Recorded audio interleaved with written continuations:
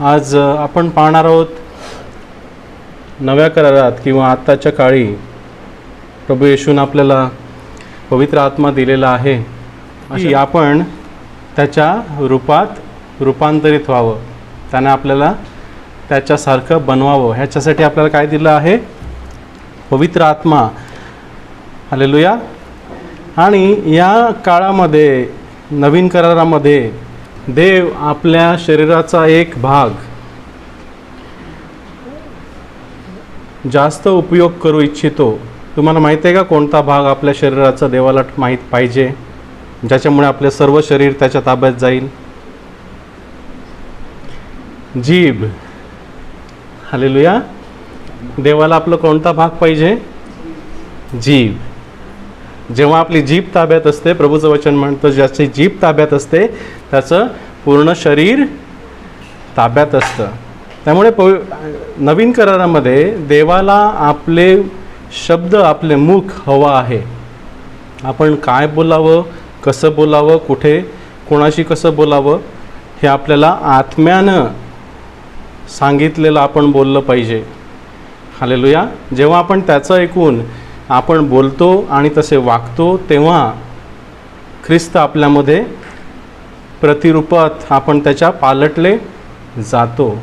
समजा आपण आपल्या जिभेवर ताबा ठेवला नाही तर आपल्या शरीरावरही आपला ताबा नसतो. हालेलुया. नए नियम में प्रभु हमारी जीभ का उपयोग करना चाहता है. वचन कहता है कि जिसका जीभ पे कंट्रोल है, अपने मुख पे क्या बाहर आता है उस पे कंट्रोल है, तो उसका पूरे शरीर पे कंट्रोल है. हालेलुया. आज ते आपण वचनातनं पाहणार आहोत. आपण पाहूया प्रोवर्ब्स नीतिसूत्र 18:21. Proverbs chapter 18 verse 21.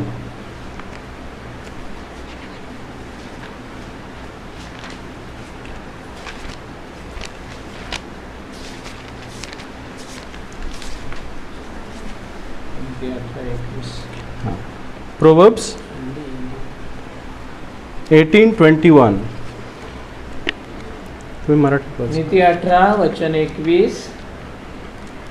मरण व जिभेच्या सत्तेत आहेत आणि तिची आवड धरणारे तिचे फळ खातील. जीभ के वश में मृत्यु और जीवन दोनों होते हैं, और जो उसे काम में लाना चाहता है वह उसका फल भोगेगा. काय? जीवन आणि मरण कुणाच्या सत्तेत आहे? जिभेच्या. आपण जे बोलतो ते आपल्या जीवनात तसं होत असतं. हम जो बोलते हैं वैसा होता है. इसलिए प्रभु ने ऐसा कहा है कि तुम जो बोलते हो ऐसा विश्वास रखो कि वो तुम्हें मिल जाएगा, तो वो तुम्हें मिलेगा. हालेलुया. प्रभूचं वचन काय म्हणतं? तुम्ही जेव्हा प्रार्थना करता आणि मागता तेव्हा असं बोला की ते तुम्हाला मिळालं आहे आणि ते तुम्हाला मिळेल. म्हणजे प्रभूने असं सांगितलं आहे की तुम्ही जे बोलता ते तुम्हाला मिळतं. इकडे नीतिसूत्र में लिखा है कि जीभ के वश में, हाँ, मृत्यु और जीवन किसके वश में है? हाँ, मतलब क्या? हम जो बोलते हैं हमारे मुख से जीवन भी बाहर आता है और हमारे जीभ से मृत्यु भी बाहर आता है, और उसका फल हम भोगेंगे. हालेलुया. देखो, टायर पंक्चर होने के लिए कितने होल होने चाहिए? कितना बड़ा होल होना चाहिए? एक छोटा सा सुई या तो पिन टायर को पंक्चर कर देती है, नहीं क्या?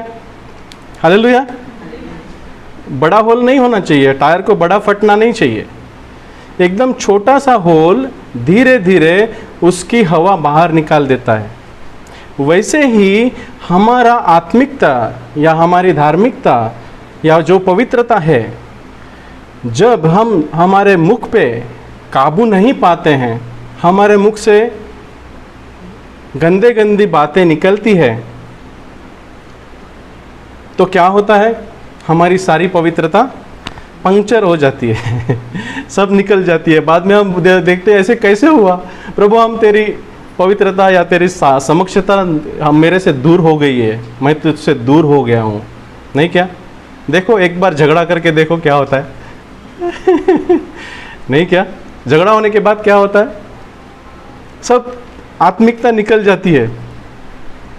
प्रभु हमसे बहुत दूर चले जाता है, हमें लगता है हम कहाँ आ गए।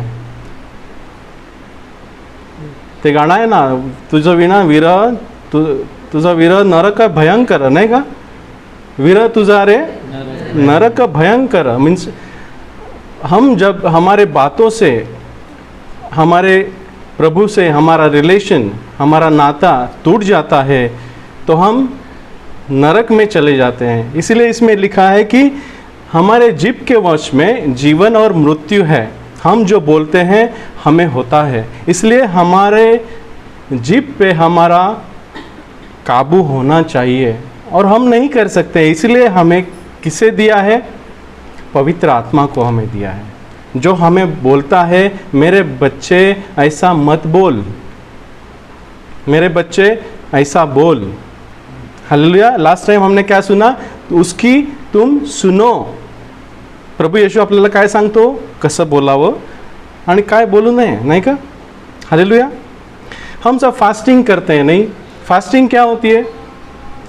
जो अंदर जाता है हमें उसे हम स्टॉप कर देते हैं, नहीं? फास्टिंग क्या होती है?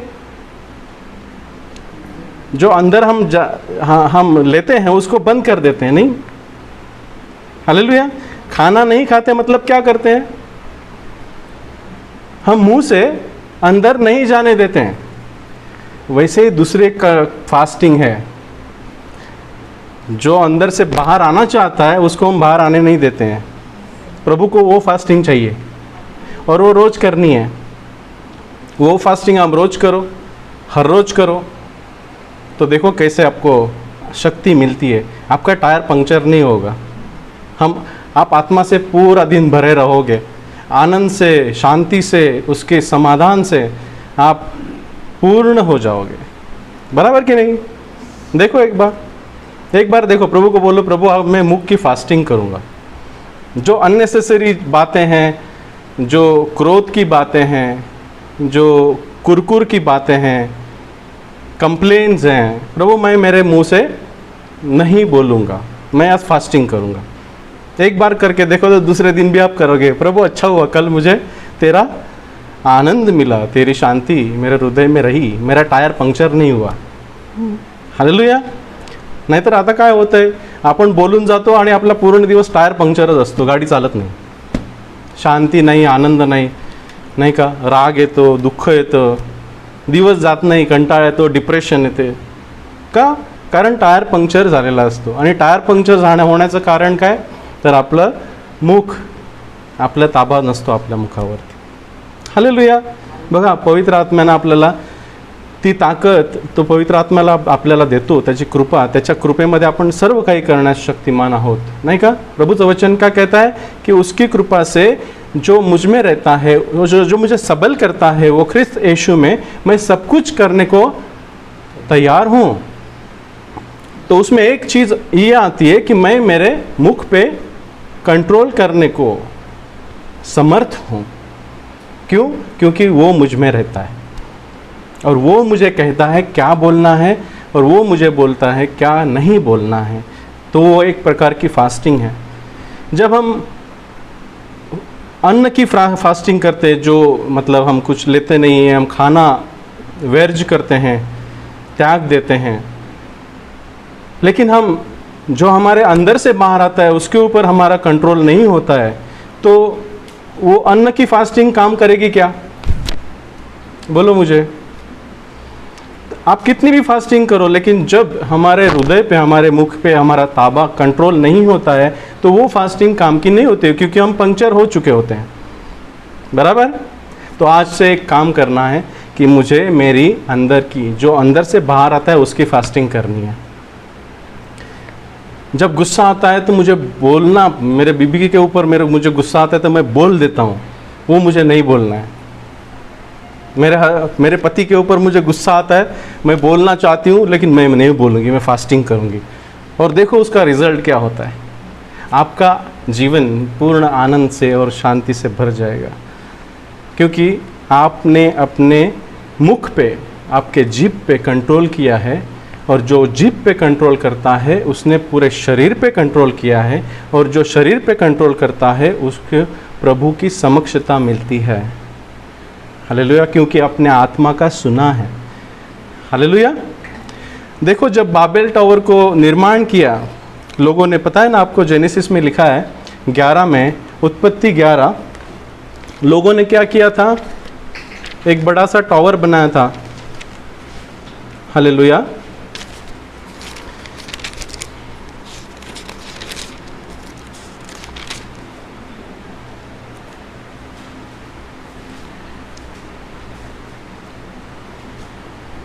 जेनेसिस 11 हम पढ़ेंगे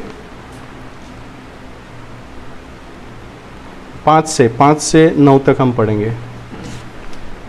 उत्पत्ती 11 अध्याय वचन 5 ते 9।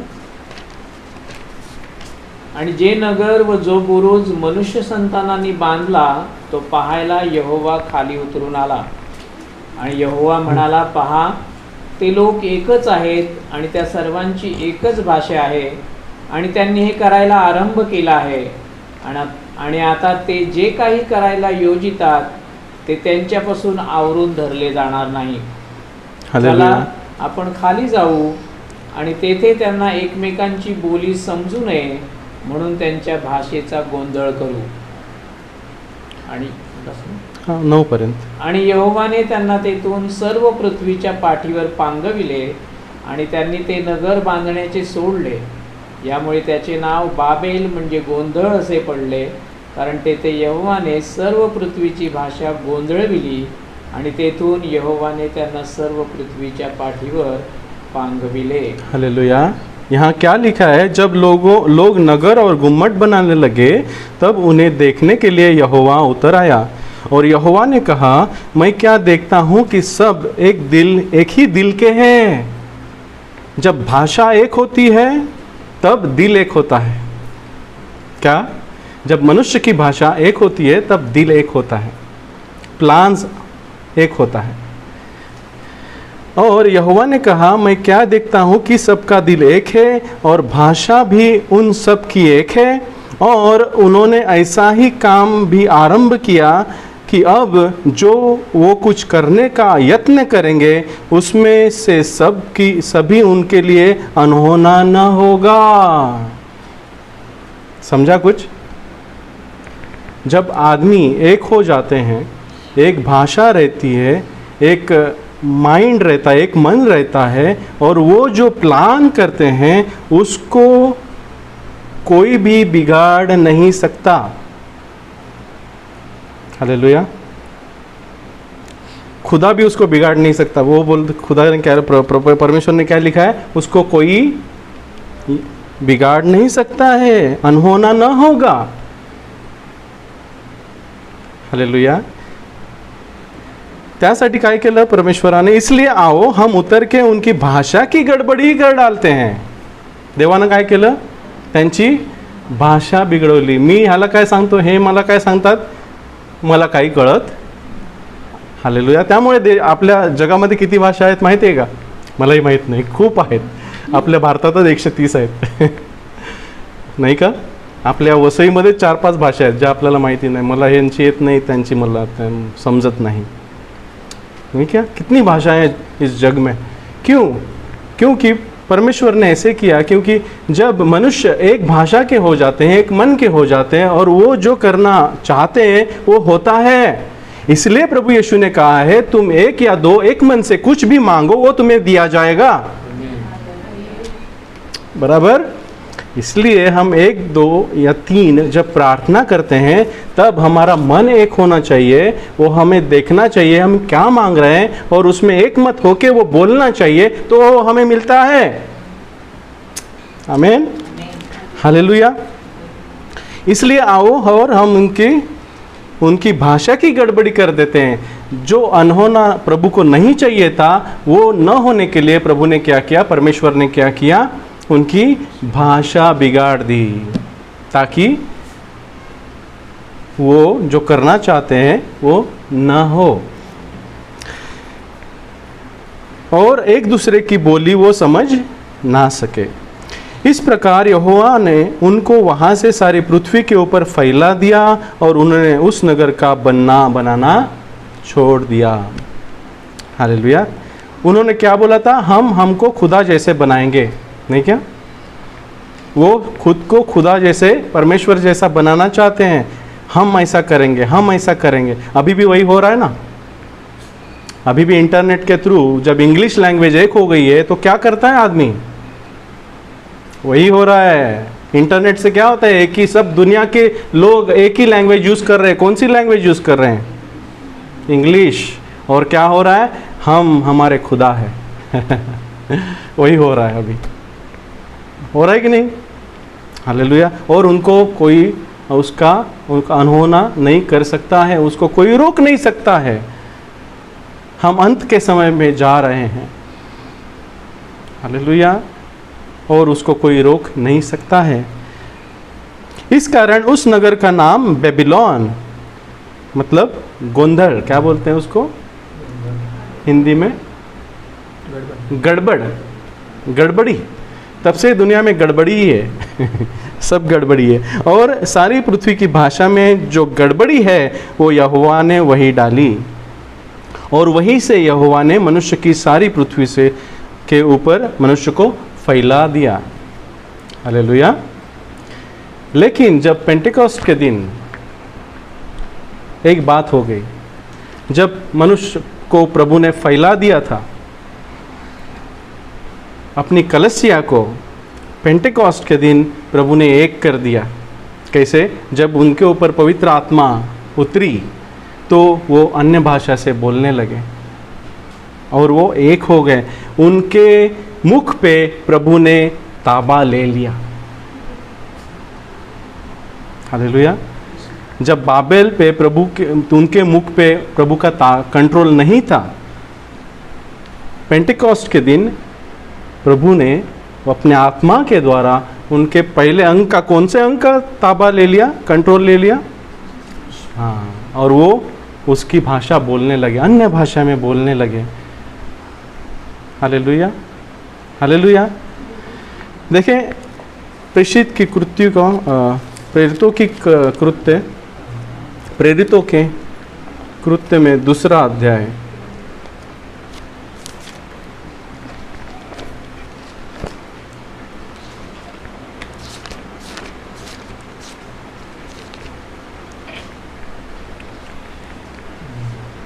एक ते 4। प्रेषितांची कृत्य 2 अध्याय वचन 1 ते 4। नंतर 50वा दिवस आला तेव्हा ते सर्व एका जागी एकत्र जमले होते। तेव्हा अकस्मात मोठ्या वाऱ्याच्या सुसाट्यासारखा आकाशातून नाद झाला आणि त्याने ज्या घरात ते बसले होते ते सर्व घर भरले आणि अग्नीच्या सारख्या मध्ये विभागत असलेल्या जिभा त्यांना दिसल्या आणि त्यांच्यातील प्रत्येकावर ती एक एक जीभ बसली। तेव्हा ते सगळे पवित्र आत्म्याने परिपूर्ण झाले आणि आत्म्याने जसे त्यांना बोलायला लावले तसे ते अन्य भाषांनी बोलू लागले। हालेलुया। जब पेंटेकोस्ट का दिन आया तो वे सब एक जगह इकट्ठे थे। एकाएक आकाश से बड़ी आंधी की सी सनसनाहट का शब्द हुआ और उससे सारा घर जहाँ वे बैठे थे गूंज गया और उन्हें आग की सी जीभें फटती हुई दिखाई दी और उनमें से हर एक पर आ ठहरी और वे सब पवित्र आत्मा से भर गए और जिस प्रकार आत्मा ने उन्हें बोलने की सामर्थ्य दी वे अन्य अन्य भाषा से बोलने लगे। जब हम प्रभु यीशु मसीह को स्वीकार करते हैं तो वो हमें आत्मा से भर देता है। तो उसका रिजल्ट क्या होता है, उसका परिणाम क्या होता है? पहले कौन सा हमारा अंग उसके कंट्रोल में आना चाहिए? कौन सा? तो पवित्र आत्मा से भरे हैं कि नहीं भरे हैं, उसकी टेस्टिंग हम कैसे करेंगे? वो क्या बोलता है? बराबर कि नहीं? उसके मुंह से कृपा बाहर आती है कि उसके मुंह से शाप बाहर आते हैं, गालियाँ बाहर आती है, कुरकुरा बाहर आती है, कंप्लेंट्स बाहर आती है, गड़बड़ बाहर आती है।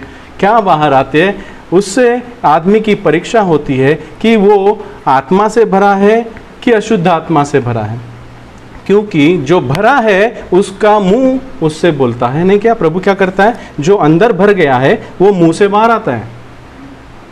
देखेंगे हम मार्क का शुभ वर्तमान, मार्क चैप्टर 7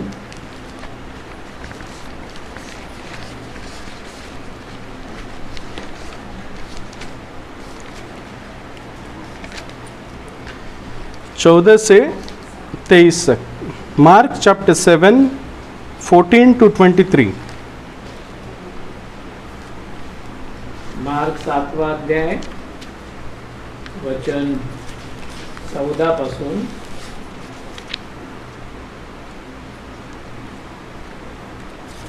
तेव्हा त्याने समुदायाला पुन्हा आपल्याजवळ बोलावून त्यांना म्हटले, तुम्ही सर्व माझे ऐका व समजून घ्या। माणसाच्या बाहेरून त्याच्या आत गेले असता जे त्याला विटाळू शकेल असे काही नाही, तर ज्या गोष्टी माणसाच्या आतून बाहेर निघतात त्याच माणसाला विटाळवितात। अच्छा 23 पर्यंत। जर कोणाला ऐकायला कान आहे तर तो ऐको। मग तो समुदायाला सोडून घरात गेला। तेव्हा त्याच्या शिष्यांनी त्याला त्या दाखल्याविषयी विचारले। तेव्हा तो त्यांना म्हणाला, तुम्ही असे अजाण आहात काय? जे काही बाहेरून माणसाच्या आत जाते ते त्याला विटाळवू शकत नाही, हे तुम्ही समजत नाही काय? कारण ते त्याच्या अंतःकरणात जात नाही तर पोटात जाते व शौचकूपात बाहेर पडते। असे म्हणून त्याने सर्व अन्ने शुद्ध केली। आणखी तो म्हणाला, जे काही माणसातून निघते तेच माणसाला विटाळविते। कारण आतून म्हणजे माणसाच्या अंतःकरणातून दुष्ट विचार बाहेर निघतात, जार कर्मे, चोऱ्या, खून, व्यभिचार, लोभ, दुष्टाई, कपट, कामातुरपणा, दुष्टदृष्टी, शिवीगाळ, गर्व, मूर्खपणा, या सर्व वाईट गोष्टी आतून बाहेर निघतात व माणसाला विटाळवितात। हालेलुया। तब उसने लोगों को अपने पास बुलाकर कहा, तुम सब मेरी सुनो और समझो। पिछले दिनों में हमने क्या सुना? उसकी आप सुनो। तो वो कहता है तुम सब मेरी सुनो और समझो। ऐसी कोई वस्तु नहीं जो मनुष्य के बाहर से समाकर उसे अशुद्ध करें, परंतु जो वस्तुएं मनुष्य के भीतर से निकलती है वो ही उसे अशुद्ध करती है। कुछ खाने से या कुछ पीने से मैं अशुद्ध नहीं होता हूँ, हालेलुया, लेकिन जो मेरे अंदर से जो बाहर आता है उससे मैं अशुद्ध होता हूँ। इसलिए मैं बोला कि दो तरह की फास्टिंग होती है। आप खाना नहीं खाते हो तो फिजिकल फास्टिंग है, आपके देह की फास्टिंग है। लेकिन जब आप जो आना चाहिए वो नहीं आने देते हो, वो आपकी आत्मिक फास्टिंग है और वो आपको रोज करनी है। हालेलुया, आमीन। यदि किसी के सुनने को कान हो तो वो सुन ले, जिसको समझना है वो समझ ले। हालेलुया। जब वो भीड़ के पास से घर में आया तो उसके चेलों ने इस दृष्टांत के विषय में उसे पूछा। उसने उनसे कहा, क्या तुम भी ऐसे ना समझ हो? क्या तुम नहीं समझते कि जो वस्तु बाहर से मनुष्य के भीतर जाती है वह उसे अशुद्ध नहीं कर सकती? कोई भी खाना आपको अशुद्ध नहीं कर सकता है। जो चाइना में खाते हैं वो हमें पसंद नहीं है। वो सांप खाते हैं, वो बिच्छू खाते हैं, वो कॉकरोच खाते हैं। हम खाते हैं क्या? लेकिन उनके लिए वो गंदा नहीं है। हम सुअर खाते हैं लेकिन कोई सुअर नहीं खाता है, तो उसके लिए वो गंदा है, लेकिन मेरे लिए गंदा नहीं है। प्रभु ये कहता है कि जो अंदर जाता है वो आपको गंदा नहीं करता है, क्योंकि वो आपके देह के लिए जाता है, देह में से बाहर निकलता है, वो आपको गंदा नहीं करता है। वह उसे अशुद्ध नहीं कर सकती, क्योंकि वह उसके मन में नहीं परंतु पेट में जाती है और संडास में निकल जाती है। वो शौचकूप में जाती है, वो उसके मन में नाही जाती है ना. आपलं खाणं आपल्या मनात जातं का? चव लागते पण ते आपल्या मनात नाही राहत. आपण विसरून जातो ना, काल खाल्लेली चव आपण आज विसरतो, आज परत आपल्याला खायला पाहिजे. प्रभु तेच सांगतोय की आप कुछ खाते हो, आपके मन में नहीं जाता, आपके हृदय में नहीं जाता है, वो आपके शरीर में जाके बाहर निकल जाता है. यह कहकर उसने सब भोजन वस्तुओं को शुद्ध ठहराया. आपको जो खाना है आप खा सकते हो, प्रभु का नाम लेके वो सब चीज़ें आपको पवित्र है. खाना खाने के पहले प्रार्थना करो कि प्रभु यीशु मसीह के नाम में हम ये शुद्ध करते हैं, वो आपको शुद्ध है कि नहीं? हालेलुया. फिर उनसे कहा, जो मनुष्य में से निकलता है वह मनुष्य को अशुद्ध करता है. और पहली चीज जिसमें से निकलता है वो है हमारा मुंह. बराबर कि नहीं? क्योंकि मुंह, हमारा मुख हृदय से बहुत ही ज़्यादा कनेक्टेड है. सबसे ज़्यादा कनेक्ट होने वाला अंग कौन सा है? हमारे हृदय से एकदम क्लोज कनेक्टेड हुआ अंग कौन सा है? हमारा जीभ. हम विचार करे बिना बोलते हैं. हालेलुया. मैं आपको एक ठोसा मार के आपको गुस्सा दिला सकता हूँ, नहीं मी मारलं तर लागतं ना, लेकिन उससे भी ज़्यादा हम जो बोलते हैं उससे हम मारते हैं. हालेलुया. ये वो भूल जाएंगे, हम मारा हुआ वो भूल जाएंगे, लेकिन ये जो बोला हुआ नहीं भूलते. इसलिए प्रभु कहता है कि आप आपके मुंह से जो बाहर आता है उसके ऊपर कंट्रोल करो. देखो 10 साल बोली हुई यादें याद रहती है. मेरे बीबी को याद रहती है मैंने क्या क्या बोला. हाँ तो बोला, मुस्करी करता. हालेलुया. और किसी ने मुझे बोली हुई बातें मुझे भी याद रहती है, क्योंकि वो मारा है, वो किधर तो गया है, नहीं क्या, वो मेरे हृदय में गया है. हालेलुया. तो मैं आपको 2 चीज़ों से मार सकता हूँ. एक तो मैं फिजिकली मार सकता हूँ और एक आपको मेरे शब्दों से मारता हूँ. हालेलुया. कितनी इंपॉर्टेंट है ये. इसमें बोन नहीं होता है. हालेलुया. जिबेला हार्ड नसतं. फिर उसने कहा, जो मनुष्य में से निकलता है वही मनुष्य को अशुद्ध करता है. और पहली चीज से निकलता है वो है हमारा मुंह. जब हम मुंह का कंट्रोल करते हैं तो ये सारी चीजें हमारे कंट्रोल में आ जाती है. देखो मेरी बात, आप व्यभिचार पे काबू करना चाहते हो, गंदे विचारों से काबू करना चाहते हो, गुस्से पे काबू करना चाहते हो, लोभ पे काबू करना चाहते हो, सब सारी चीज़ें दी है उस पे काबू करना चाहते हो, तो प्रभु कहता है तुम हमारे आपके मुंह पे पहला काबू करो, ये सारी चीज़ें आपके काबू में आ जाएगी. हालेलुया. क्योंकि भीतर से अर्थात मनुष्य के मन से बुरे बुरे विचार, व्यभिचार, चोरी, हत्या, परस्त्री गमन, लोभ, दुष्टता, छल, लुचपन, कुदृष्टि, निंदा, अपमान और मूर्खता निकलती है. यह सब बुरी बातें भीतर से निकलती है और मनुष्य को अशुद्ध करती है. तो कौन सी फास्टिंग बहुत ज़्यादा जरूरी है? जो अंदर जाता है उसकी, या जो अंदर से बाहर आता है उसकी? हाँ, वो फास्टिंग करो रोज. हालेलुया. वो प्रभु को बहुत पसंद है. आप आत्मा से भरे रहोगे, उसकी शांति, उसकी कृपा, उसका समाधान, उसकी आनंद आपके साथ हर समय रहेगा. आप जानोगे प्रभु मेरे साथ है. हालेलुया. क्योंकि आपके महत्वपूर्ण अंग का प्रभुत्व आपने प्रभु को दिया है. जब वो प्रभु है तो वो मेरे सर्व अंग पे प्रभु है ना. ये मेरी जीभ मेरी है, मेरा मुख मेरा है, मेरी आंख मेरी है. नहीं, मैं उसका हो तो मेरा सब कुछ भी उसका है ना. वो प्रभु है तो सबका प्रभु है.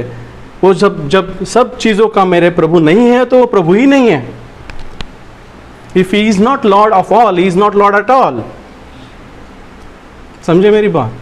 तो पहली चीज, पहला हमारे शरीर का अंग उसे चाहिए, वो हमारा मुख है। जब हम मुख पे काबू करते हैं तो हम सब चीज़ों पे काबू होता है और आपको आरोग्य की कमी नहीं होगी। जीवन आणि मरण जिभेच्या सत्तेत आहे आणि त्याचे फळ तू भोगशील। काय आपण डॉक्टरकडे जातो तेव्हा कोणतं डॉक्टर काय सांगतो? हां, नाही का? तोंड उघड बाबा, हां, काय बघतो तो? जीभ कशी आहे। आपण प्रभूकडे जातो तेव्हा काय सांगतो प्रभू? हां, तोंड दाखव मला, तू काय बोलला ते दाखव मला, तेरा मुंह मुझे दिखाओ कि तूने क्या बोला है। आजारी आहेस का? प्रभू काय सांगतो? तुझं तोंड मला दाखव। हालेलुया। हाँ, उपवास करतो, उपवास करेंगे हम, प्रभु के पास हम जाते हैं तो वो बोलता है तू क्या बोला, उस भाई को क्या बोला, वो तुम रास्ते पे जा रहा तो क्या बोला, तुम्हारे मुंह से ये क्यों आया, वो शुद्ध कर। जब तुम ये शुद्ध करोगे तो तुम्हारा पूरा पूरा शरीर शुद्ध रहेगा, और जब शरीर शुद्ध होता है उसमें रोग नहीं होता है, क्योंकि प्रभु उसमें वास करता है। हालेलुया, आमेन। सिंपल गोष्ट आहे, पण आपण इग्नोर करतो, हम इग्नोर कर देते हैं, हम कुछ भी बकते हैं। हम ऐसा सोचते नहीं है कि हमारे ये मुझे दी है उसकी है। हालेलुया, है कि नहीं? बराबर कि नहीं? हालेलुया। देखो स्तोत्र संहिता 12 में देखो,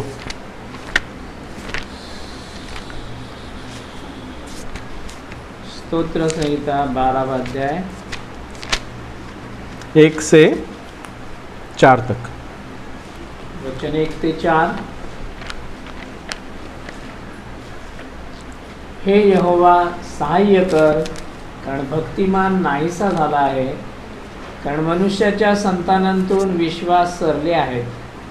ते प्रत्येक आपापल्या शेजाऱ्याशी असत्य बोलतात, ते खोटी प्रशंसा करणाऱ्या ओठाने व दुटप्पी हृदयाने बोलतात। खोटी प्रशंसा करणारे सर्व ओठ, मोठ्या गोष्टी बोलणारी जीभ यहोवा कापून टाकेल। त्यांनी म्हटले आहे, आम्ही आपल्या जिभेने प्रबल होऊ, आमचे ओठ आमचेच आहेत, आम्हावर धणी कोण आहे। हालेलुया। बघा दुष्ट काय म्हणतात? आमचे ओठ आमचेच आहेत, माझ्यावर धणी कोण आहे। हां, जेव्हा आपण वाईट बोलतो तेव्हा आपण काय म्हणतो?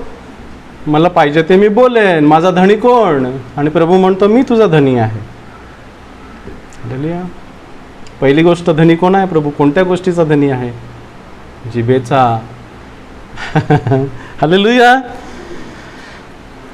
देखें स्तोत्र 12। हे परमेश्वर बचा ले, क्योंकि एक भी भक्त नहीं रहा है। सगळ्यांनी पाप केले आहे आणि देवाच्या गौरवाला, एक बेसिक पाप कोणता आहे? सगळ्यांनी केलेला आहे, जिभेवरती ताबा नाही। माझी जीभ माझी आहे, मी काही पण बोलणार, मेरी जीभ मेरी है, मैं कुछ भी बोलूँगा। ऐसा नहीं होता। प्रत्येक मनुष्य अपने पड़ोसी से झूठी बातें कहता है, नहीं क्या? प्रभु यीशु मसीह कहता है तेरा बोलना हाँ या ना ऐसा ही हो, उसके ज़्यादा जो है वो बुराई से है, वो दुष्टाई से है। नहीं, हाँ या ना, हाँ ऐसे ही बोल, हाँ तो हाँ, नो तो नो। उससे जो ज़्यादा आप बोलते हो वो शैतान से है। प्रत्येक मनुष्य अपने पड़ोसी से झूठी बातें कहता है। कुछ तो लाभ होना चाहिए मुझे। झूठ क्यों बोलते हैं मालूम है?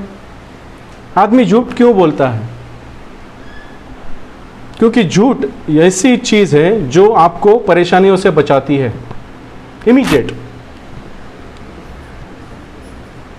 नहीं क्या? झूठ क्या करता है? आपको इमीडिएट परेशानियों से बचाती है, लेकिन वो परेशानियां ख़त्म नहीं होती, वो आपको वापस झूठ बोलना पड़ता है। एक झूठ छुपाने के लिए 1000 झूठ बोलने पड़ते हैं और आपका आनंद, आपका जीवन खो देते हैं। हालेलुया। और कोई भी आप पे भरोसा नहीं करता।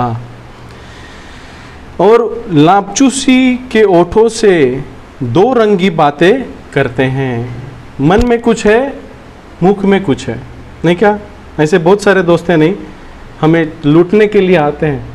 वो मुंह पे कुछ बोल देते हैं लेकिन उसके अंदर सब दूसरा ही कुछ चलते रहता है। इसका ये चाहिए, उसका पैसा चाहिए, उसका ये चाहिए, मुझे कैसे लाभ होगा। नहीं, हमारे दोस्त क्या करते हैं कि इससे मुझे कैसे लाभ होगा। प्रभु सब लापचूस ओठों को और उस जीभ को जिससे बड़ा बोल निकलता है वो काट डालेगा। वे कहते हैं हम अपनी जीभ से ही जीतेंगे, हम प्रबल होंगे। कैसे? हाँ, आज क्या चल रहा है भारत में? माइक लेके बोलते हैं हम ये करेंगे, हम वो करेंगे, हम जीतेंगे, हम अच्छे दिन आएंगे। क्या होगा?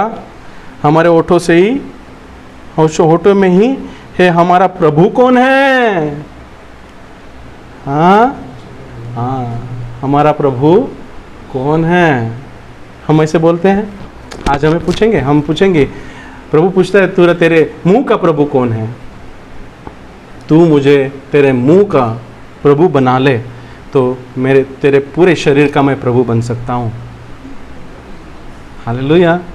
जब प्रभु को हम हमारे मुंह का ताबा देते हैं, प्रभु क्या बोलना है, क्या कहना है मुझे बता दे, और क्या ना बोलना है वो भी मुझे बता दे, मुझे समझ में आने दे,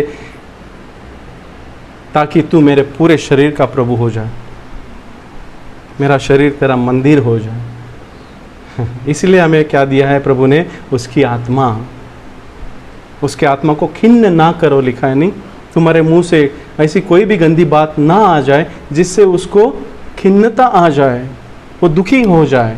नहीं, इफिसियों की पत्री में हमें देखते हैं, वो इफिस 4 में, कि पवित्र आत्मा को खेद ना दो।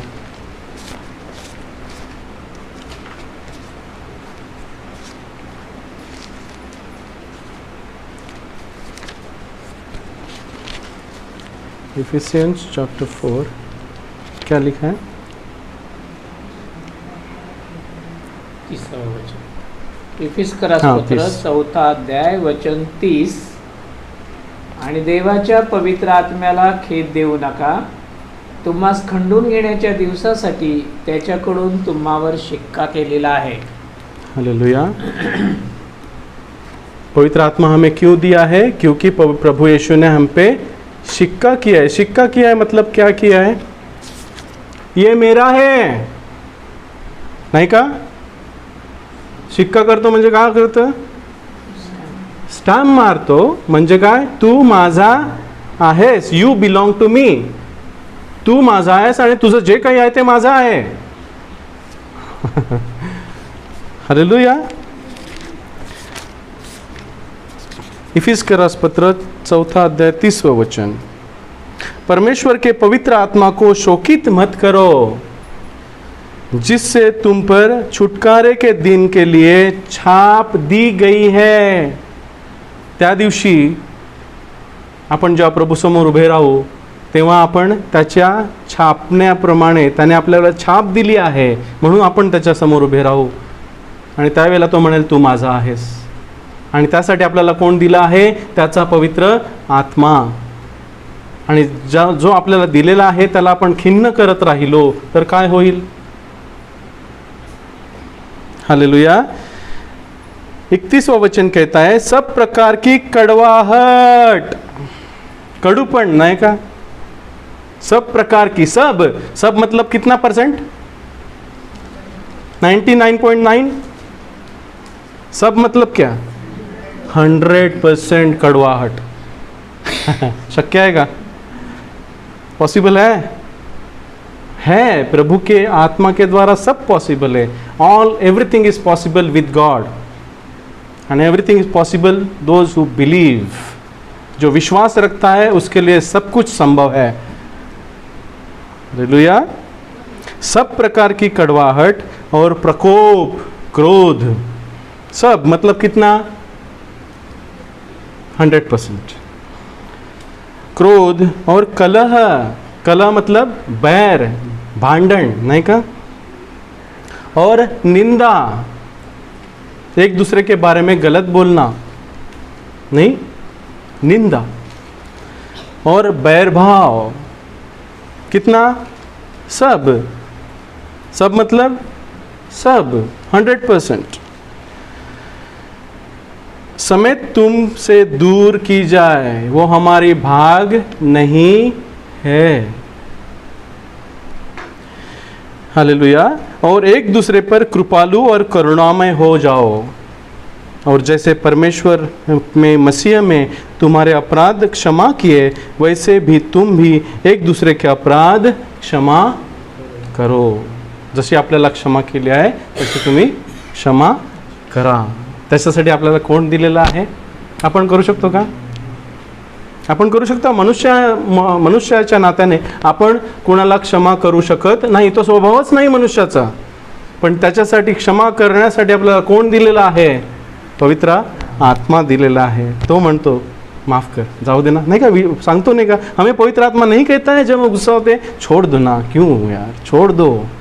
अपना कॉन्शियंस कहता है कि नहीं? सत विवेक बुद्धि कहती है कि नहीं तुम गलत कर रहे हो, तुम मेरे हो, तुम ये जग में से नहीं हो, तुम ये जग में से चुना गया है, तुम मेरे हो, ऐसा मत कर। जीवन आणि मरण जिभेच्या सत्यता आहे आणि त्याचे फळ तू भोगशील। हालेलुया, आमेन। इफिसियन्स पत्र 4 अध्याय 25 से 32 तक, सेम चैप्टर। इफिस 4 अध्याय वचन 25 पासून 32 पर्यंत। 25 से 32, यस। यास्तव लबाडी दूर करून तुम्ही प्रत्येक जण आपल्या शेजाऱ्याशी खरे बोला, कारण आम्ही एकमेकांचे अवयव आहोत। रागे भरा परंतु पाप करू नका। तुम्ही आपल्या क्रोधात असता सूर्य मावळू नये आणि सैतानाला ठिकाण देऊ नका।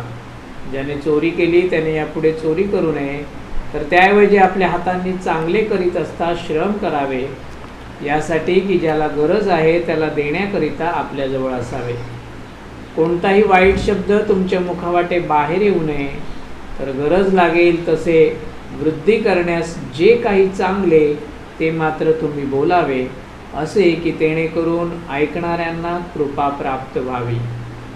आणि देवाच्या पवित्र आत्म्याला खेद देऊ नका।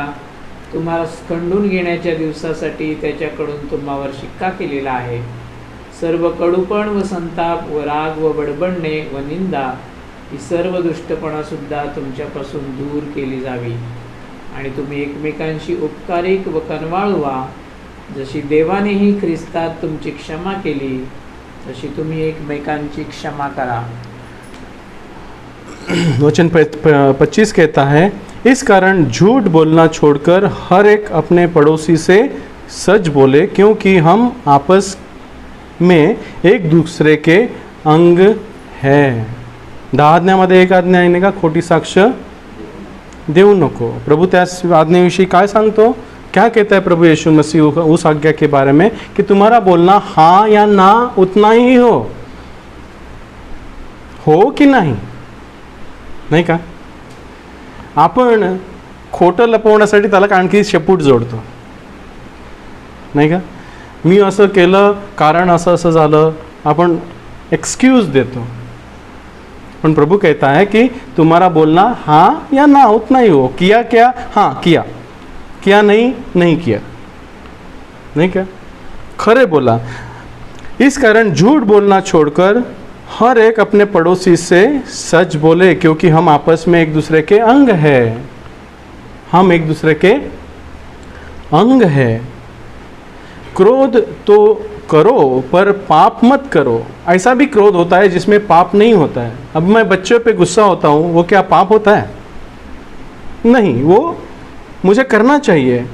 As a head of my house, मेरे घर का मैं हेड हूँ, इसलिए मुझे गुस्सा करना चाहिए। मैं ऐसे बच्चों को ऐसे नहीं ऐसे मारूंगा क्या?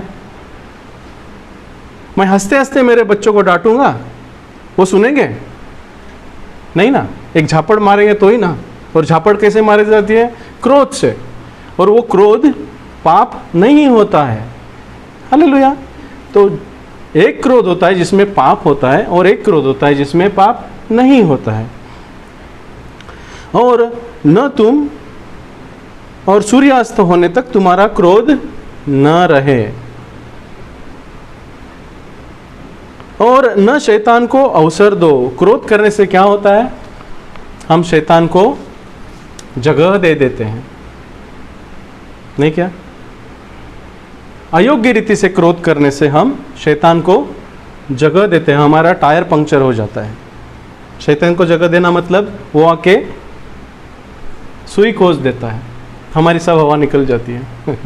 देखो एक बार गुस्सा करके, अननेसेसरी गुस्सा करके देखो, नहीं क्या? हमारी सब आत्मिकता, हमारी सब पवित्रता सब निकल जाती है, और हम बनते हैं मैं क्या हो गया। हालेलुया। चोरी करने वालों, फिर चोरी न करे, वरन भले काम करने में अपने हाथों से परिश्रम करे, इसलिए कि जिसे प्रयोजन हो उसे देने को आपके पास कुछ हो। और वचन 29 कहता है कि कोई गंदी बात तुम्हारे मुंह से ना निकले, हमने देखा, पर आवश्यकता के अनुसार वही निकले जो उन्नति के लिए उत्तम हो, ताकि उससे सुनने वाले पर अनुग्रह हो। आप किसी को मिलने जाते हो, कोई संकट में है, कोई परेशानियां में है, और आप उससे मिलने जाते हो, तो उसकी परेशानियां बढ़ाने जाते हो कि उसकी परेशानियां कम करने जाते हो? किससे डिपेंड करता है? नाही का? आम्ही आग लावायला जातो की आग विझवायला जातो? आग लावायला आला,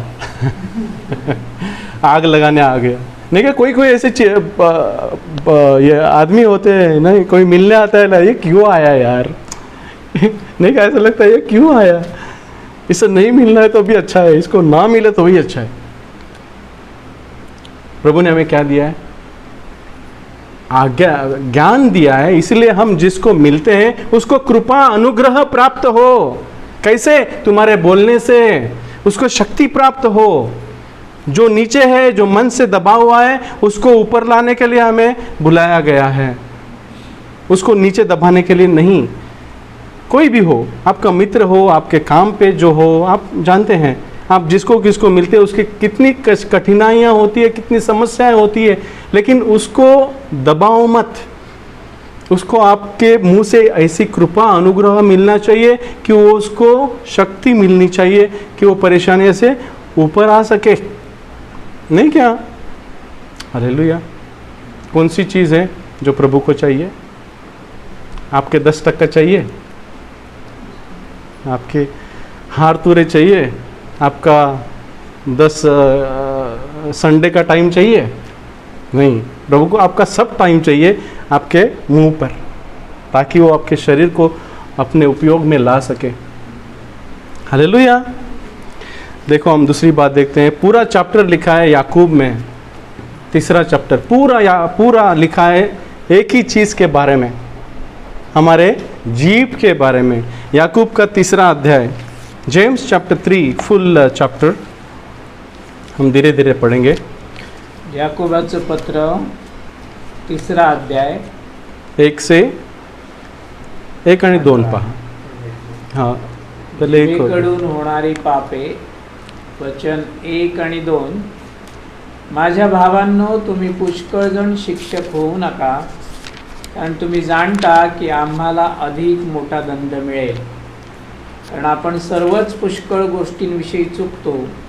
जर कोणी बोलण्यात चुकत नाही तर तो पूर्ण माणूस आहे, हालेलुया, आणि आपल्या सर्व देहालाही आकळायला शक्तिमान आहे। आमीन। मैंने वही बोला कि जब आप मुंह पे काबू करते हो तो आपके पूरे शरीर पे आपका कंट्रोल होता है, और जब आपका पूरे शरीर पे कंट्रोल होता है तो आपका पूरा शरीर निरोगी रहता है, क्योंकि वो प्रभु के कंट्रोल में होता है। और जिसमें प्रभु रहता है उसमें गंदगी और बुराई और रोग नहीं रहते हैं, नहीं क्या? हालेलुया। हे मेरे भाइयों, तुम में बहुत उपदेशक न हो, क्योंकि जानते हो कि हम उपदेशक और भी दोषी ठहरेंगे, हमें बहुत दोषी ठहरा जाएगा। हम जो आपको वचन सुनाते हैं, आपके जो पास्टर्स हैं, हम जो बोलते हैं उसका परीक्षा की जाएगी। हमने क्या बोला है? नहीं क्या? आपसे ज़्यादा। इसलिए कि हम सब बहुत बार चूकते हैं, हम सब चीज़ों में गलती करते हैं, चूक जाते हैं। जो कोई वचन में नहीं चूकता वही तो सिद्ध पूर्ण मनुष्य है। हालेलुया।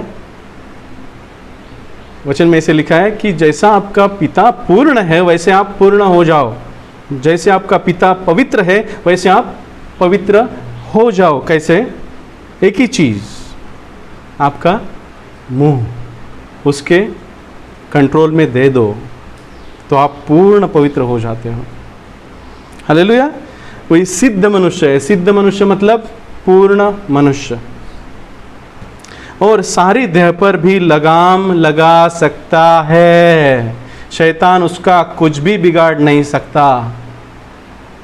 शैतान से वो डरता नहीं है। देखो, एक ही चीज़ करनी है, इतनी सिंपल है, लेकिन हम ये बहुत कठिन भी है।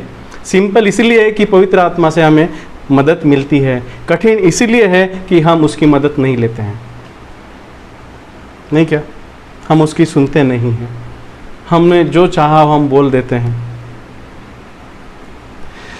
जब हम अपने वश में करने के लिए घोड़ों के मुंह में लगाम लाते हैं तो वह उनके सारे देह को भी घुमा सकता है। देखो, घोड़े में कितनी ताकत होती है। क्या आप घोड़े को काबू में ला सकते हो? जो जंगल में घूमता है घोड़ा नहीं, अमेरिका के घोड़े देखे आपने, जो वाइल्ड हॉर्सेस होते हैं, वो किसी के काबू में नहीं आते हैं। उसमें एक बहुत ताकत होती है, हॉर्स पावर जिसको कहते हैं। वो किसी के काबू में आएंगे? लेकिन आपने देखे हैं जो घोड़े हम टांगे को लगाते हैं, उसके मुंह में क्या होता है? लगाम होता है। जब वो खींचते हैं लगाम तो उनकी जीभ को लगता है, उनके जीभा को वो लगाम लगता है, इसलिए वो मुड़ जाते हैं, उनको अनकंफर्टेबल फील होता है। जब उनको लेफ्ट में घुमाना है तो लेफ्ट का लगाम खींचते हैं तो उनको जीभ को टच होता है लेफ्ट वाले को, तो उनको वो ऐसे घूम जाते हैं। और राइट वाले को घुमाना, राइट साइड घुमाना है तो उनके राइट साइड को दौड़ खींचते हैं तो राइट साइड में घूम जाते हैं। उनकी जीभ जब कंट्रोल की जाती है तो उनका पूरा शरीर कंट्रोल किया जाता है। कितनी ताकत! कार को कंट्रोल करने के लिए क्या होता है? स्टीयरिंग होता है, पता है कि नहीं? कार को लेफ्ट में घुमाना है तो जस्ट मेरा कार से एक फिंगर से मैं घुमा सकता हूँ। इंजन में कितना पावर होता है, उसको कोई कंट्रोल कर सकता है? लेकिन एक स्टीयरिंग वो कार को कंट्रोल करती है कि नहीं करती? वैसे ही याकूब लिखता है कि तुम्हारे शरीर में बहुत ताकत है, तुम उसकी प्रतिमा हो, तुम्हें सामर्थ्य दिया गया है, लेकिन वो सामर्थ्य आप यूज नहीं कर सकते हो जब तक आप आपके मुंह को काबू में नहीं ला सकते। Hallelujah, hallelujah.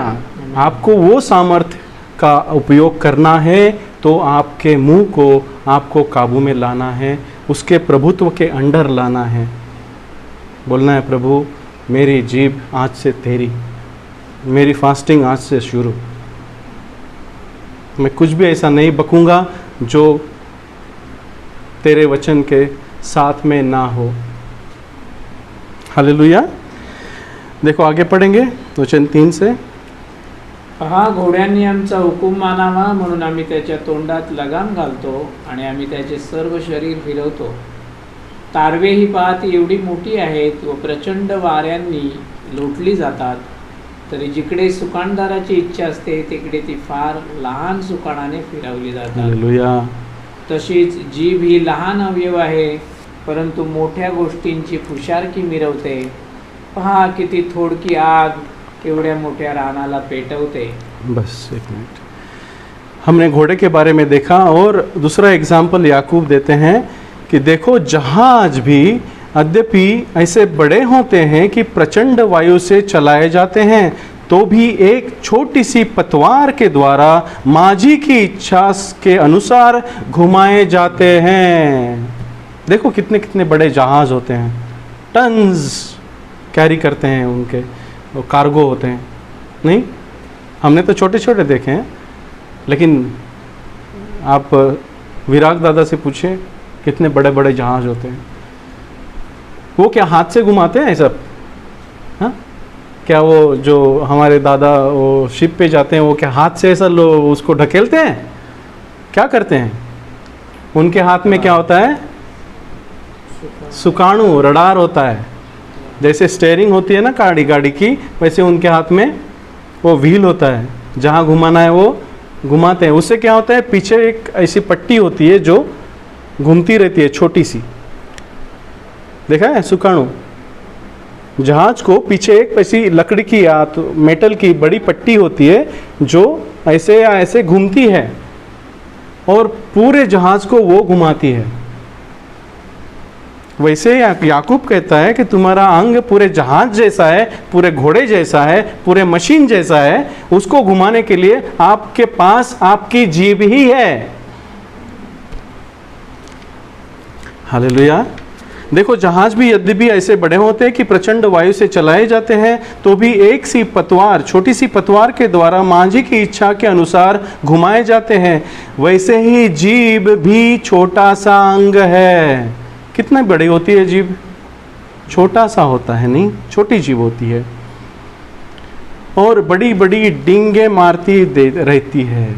मैंने ये किया, हम यहाँ करो, हम क्या करेंगे, हम ऐसा करेंगे, ऐसा करेंगे। देखो अब पॉलिटिशियंस के पास देखो, नहीं, आपके दोस्त जो मिलते हैं बढ़ाई मारने वाले, मैंने ये किया, मैंने वो किया, मेरा ये है, मेरा वो है कि नहीं? बड़ी बड़ी डींगे मारती रहती है। देखो, थोड़ी सी आग से कितने बड़े वन में आग लग जाती है। पति पत्नियों में बैर होने के लिए, भांडन क्या बोलते थे, कलह, हाँ, झगड़ा होने के लिए कितने शब्द चाहिए? एक नहीं, पति पत्नियों में बैर या कलह होने के लिए, झगड़ा होने के लिए कितने शब्द की जरूरत होती है? हाँ, वो झगड़ा होने के बाद में हम सोचते हैं कि खाली एक इतने छोटे से शब्द ने पूरा दिन मेरा बर्बाद कर दिया। होता है कि नहीं? हाँ, वी हैव दैट एक्सपीरियंस। सबको एक्सपीरियंस है, मालूम है मैं क्या बोल रहा हूँ, नहीं क्या? देखो, वही याकूब सही बोलता है कि एक छोटी सी तीली, नहीं, हम माचिस की तीली लेते हैं, उससे पूरा जंगल में, पूरे जंगल में आग लग सकती है, छोटे से तीली से। वणवा पेट तो नहीं, छोटा। झगड़ा होने के लिए खाली एक गलत शब्द इस्तेमाल होता है।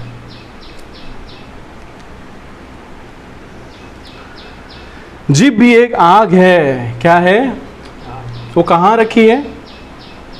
ऐसे जगह में रखी है जहाँ ऑलवेज पानी होता है, नहीं? जीभ ऐसी जगह रखी है जहाँ ऑलवेज क्या होता है? लाळ होते हैं, नाही? ती भिजलेलीच असते दरवेळेला. सुकते का कधी जीभ? जीभ भी आग आहे का? कशाला ठेवले ती पाण्यामध्ये? हां, जीभ आग आहे म्हणून ती भिजवण्यासाठी. हालेलुया. जीभ हमारे अंगों में अधर्मा का एक लोक है. सर्वात अधर्माची गोष्ट आपल्या शरीरामध्ये आहे ती कोण? सर्वात वाईट असेल ती कोण? हाँ. सारी देह पर कलंक लगाती है. अरे बाप रे.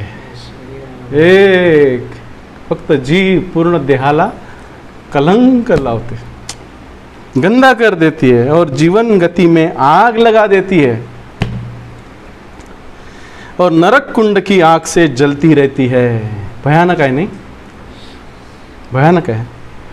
क्योंकि हर एक प्रकार के वन पशु पक्षी और रेंगने वाले जंतु और जलचर तो मनुष्य जाति के वश में हो सकते हैं और हो भी गए हैं.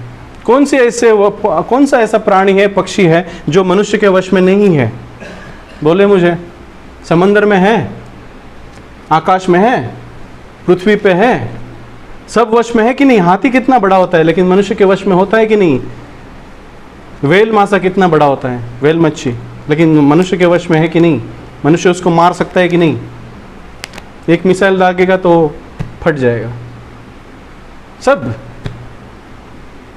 ये सब कर दिया, लेकिन अधोगति देखो क्या है, पर जीभ को मनुष्य में कोई वश में नहीं कर सकता।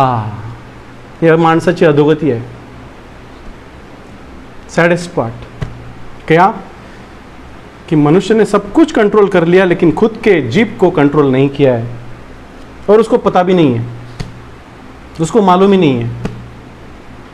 चंद्रावर गेला कशाला? दगड आणण्यासाठी। काय इकडे नव्हती काय? मनुष्य चांद पे गया पत्थर लाने के लिए, क्यों? इधर नहीं थे? चांद पे जमीन भी बांट रहे हैं, वो बेच रहे हैं, सब कंट्रोल करना चाहते हैं। अभी मंगल कंट्रोल करना चाहते हैं, सूरज को कंट्रोल करना चाहते हैं, लेकिन अपने मुंह को कंट्रोल नहीं कर सकते। अधोगति है माणसाची। जीभ को मनुष्य में से कोई वश में नहीं कर सकता। वह एक ऐसी बला है जो कभी रुकती ही नहीं। बला, हाँ, बला मराठीत काय लिहिलंय?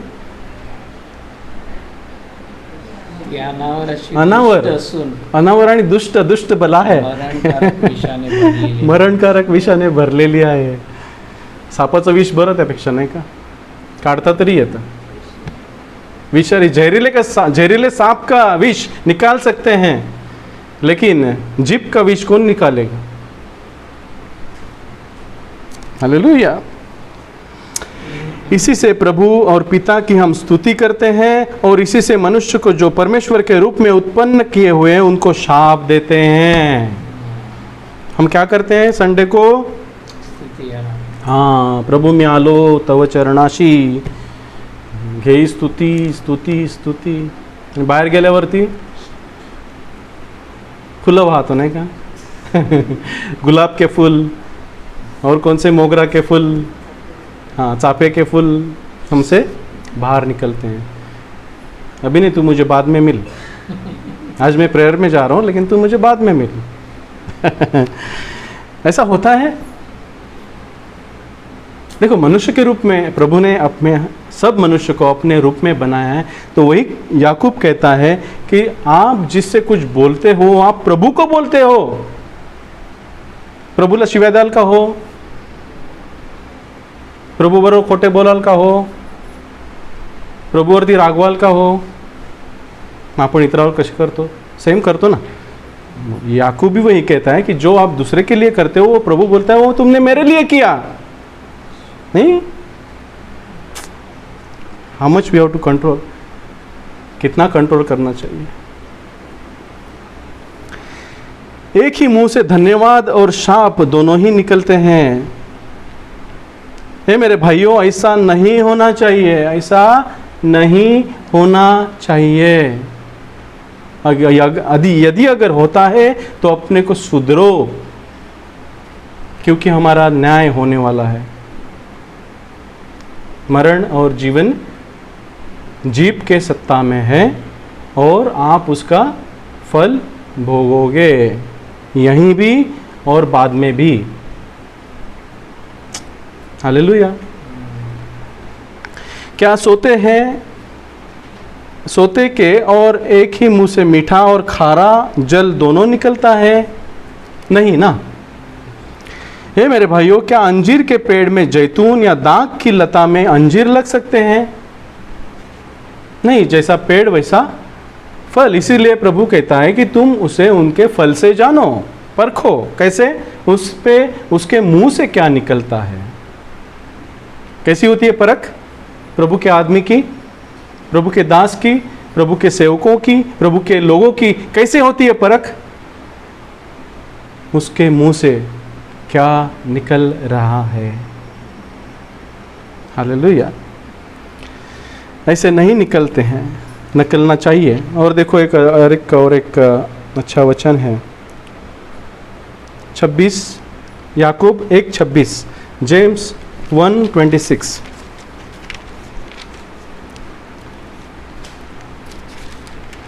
याकोबाचं पत्र 1 अध्याय वचन 26, आपण धार्मिक आहो असे जर कोणी मनुष्य समजतो, तथापि तो आपल्या जिभेला आळा घालीत नाही, पण आपल्या अंतकरणाला भुलवतो, तर त्याचा धर्म व्यर्थ आहे। हालेलुया। एक ही वचन काफ़ी है हमारे लिए कि हम बहुत कुछ करते हैं, नहीं हम प्रोटेस्टेंट है, हम प्रभु के शिष्य है, हम ये है, हम वो है, हम ये करते हैं, वो करते हैं, लेकिन यहाँ लिखा है यदि कोई आपको भक्त समझे, या तो धार्मिक समझे या तो आत्मिक समझे, नहीं क्या, और अपनी जीभ पर लगाम न दे, उसके कंट्रोल में नहीं है उसकी जीभ, उचलली जीभ लावली टाळ्याला, तर अपने वो हृदय को धोखा देता है, ही इज डिसीव्ड, अपने खुद को वो धोखा दे रहा है। प्रभु को धोखा नहीं दे जा सकता ना, प्रभु तो देखता है हम क्या बोलते हैं, हम डेली कैसे बोलते हैं, कैसे रहते हैं, हमारे साथियों से कैसे रहते हैं, हमारे काम पे हम क्या बोलते हैं, हमारे वरिष्ठ अधिकारी से हम क्या बोलते हैं, हमारे मैनेजर से हम क्या बोलते हैं, हम झूठ बोलते हैं कि क्या करते हैं। नहीं, यदि कोई अपने आप को भक्त समझे, धार्मिक समझे और अपनी जीभ पर लगाम न दे, तब वो अपने हृदय को धोखा दे रहा है और उसका धर्म व्यर्थ है। धर्म कुछ काम का ही नहीं है। देखो कितनी इंपॉर्टंट है जीभ, नहीं भीती वाटते ना। हालेलुया। कारण जिभेच्या सत्यात सर्व आहे आणि पवित्र आत्मा हमें इसलिए दिया है कि हम उसकी मदद लें, हम उसकी मदद लें। वो हमें मदद करना चाहता है ताकि हम हमारे मन पे और हमारे मुंह पे काबू पाए। देखो एक वचन में प्रार्थना है दावीद की कि मेरे मन के विचार और मेरे मुंह के शब्द तुझे मान्य हो। स्तोत्र 19 वाचूया का? स्तोत्र 19 आपण आणि संपू। स्तोत्र 19 मध्ये आहे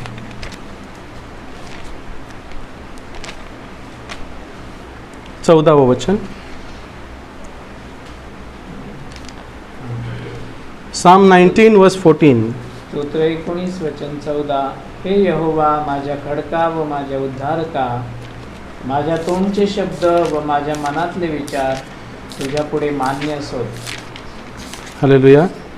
करेंगे ये प्रार्थना रोज उठने के बाद, और कुछ मांगने से पहले ये पहले मांगो कि पवित्र आत्मा मुझे चला, मुझे भर दे, ताकि मेरे मुंह के वचन और मेरे हृदय का ध्यान तेरे सम्मुख ग्रहण योग्य हो। करेंगे ये प्रार्थना रोज, ध्यान से सुनो, नहीं तो अपने जीवन में कुछ भी नहीं बदलेगा। हम ऐसे ही है, 2 साल के बाद ऐसे ही रहेंगे।